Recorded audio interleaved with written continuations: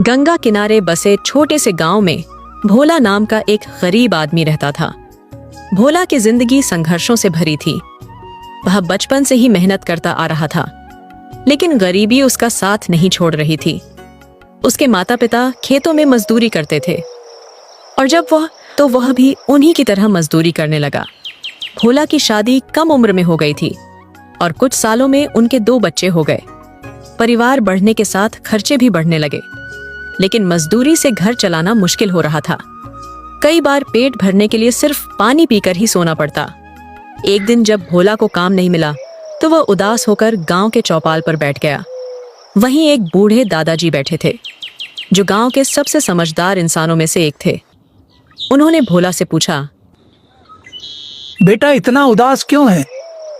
भोला ने अपनी परेशानी बताई तो दादाजी बोले, काम के लिए दूसरों पर निर्भर मत रहो, भगवान भी मदद करेगा अगर मेहनत करोगे। भोला को उनकी बात दिल को छू गई। उसने सोचा कि क्यों ना अपनी चाय की दुकान खोली जाए। मगर दिक्कत यह थी कि उसके पास पैसे नहीं थे। उसने अपनी पत्नी से इस बारे में बात की।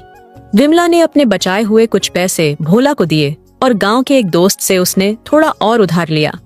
भोला ने गांव के चौपाल के पास एक पुराना लकड़ी का ठेला खरीदा और चाय बनाने का सामान जुटाया। पहले ही दिन उसने बड़ी मेहनत से चाय बनाई और राहगीरों को पिलाई। शुरुआत में ग्राहक कम आए, लेकिन उसकी चाय की खुशबू और स्वाद धीरे धीरे लोगों को आकर्षित करने लगी। कुछ ही महीनों में भोला की चाय की दुकान मशहूर हो गई। गांव के लोग, किसान मजदूर, स्कूल के बच्चे सब उसकी दुकान पर आने लगे। भोला हर ग्राहक से प्यार से बात करता और उन्हें चाय के साथ अपनापन भी परोस। हालांकि सफलता इतनी आसान नहीं थी। कई बार पुलिस वाले उससे दुकान हटाने को कहते, तो कभी गांव के बड़े लोग उसे तंग करते, लेकिन भोला ने हार नहीं मानी। उसने धीरे धीरे पैसे बचाए और पक्की दुकान बनाने की सोची। कुछ सालों बाद भोला ने अपनी छोटी सी पक्की दुकान बना ली। अब उसकी दुकान पर बिस्कुट, समोसे और ब्रेड पकड़े भी मिलने लगे। उसका परिवार खुशहाल हो गया। बच्चे स्कूल जाने लगे और पत्नी को भी उसने दुकान में मदद करने के लिए साथ रखा। एक दिन वही बूढ़े दादाजी फिर से उसकी दुकान पर आए। उन्होंने मुस्कुराते हुए कहा, बेटा मैंने कहा था ना कि मेहनत करने वालों को भगवान भी मदद करता है। भोला ने कहा, दादाजी आपकी बात ने मेरी जिंदगी बदल दी। अगर इंसान ठान ले तो कोई भी गरीबी उसे रोक नहीं सकती। भोला की कहानी हमें यह सिखाती है कि जिंदगी में कितनी भी मुश्किलें आए, अगर हम मेहनत, धैर्य और आत्मनिर्भरता के साथ आगे बढ़े तो सफलता जरूर मिलेगी। एक छोटे से गांव में सोहन नाम का एक किसान रहता था। उसके पास एक छोटा सा खेत था, जिसमें वह अपनी पत्नी गीता के साथ मिलकर खेती करता था। उनके एक बच्चे थे, सोहन। दिन रात मेहनत करता था, लेकिन उनकी मेहनत का फल कभी अच्छा नहीं निकलता था। बारिश कम होती थी तो सूखा पड़ जाता था, ज्यादा बारिश होती थी तो फसलें बर्बाद हो जाती थी।